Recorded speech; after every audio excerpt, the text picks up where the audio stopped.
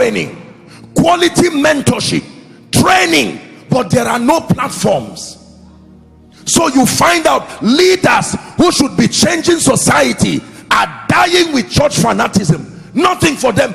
You see people who should change. There are people who qualify to be governors, leaders, but they are not aspiring because they have not been taught that purpose is also spiritual. Moses, whereas you should be helping Israel, Joseph, you should be bringing solutions to the economic problems of Israel, whereas you are there quietly with a small life. This is why we are not able to translate our Christian experience to a context that transforms society.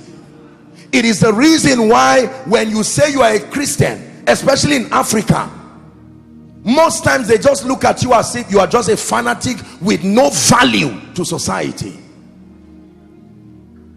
Is someone learning? Let me tell you this. I have said it and I will say it again. Preaching on the platform is not the only thing to do with the anointing. Preaching on the platform is not the only thing to do with revelation. If we don't mentor the younger generation properly, there will be trouble, because when these guys are accessing light, it's important for them to know that the 7 mountains are also platforms of ministry, so that the person who now is routing the path of politics and the one who is staying to become a national prophet, they are doing the same thing in the realm of the spirit. You cannot say the one who is at the altar is higher than the one who is in government. No, no. Without Esther, the Jews would die. Are we together?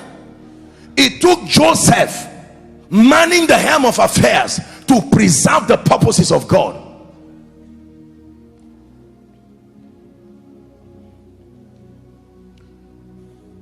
Africa needs to understand the apostolic structure for kingdom advance.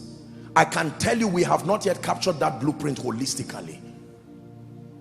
That's why I took the time, respectfully speaking, to honor His Majesty, because of these kinds of apostolic understanding.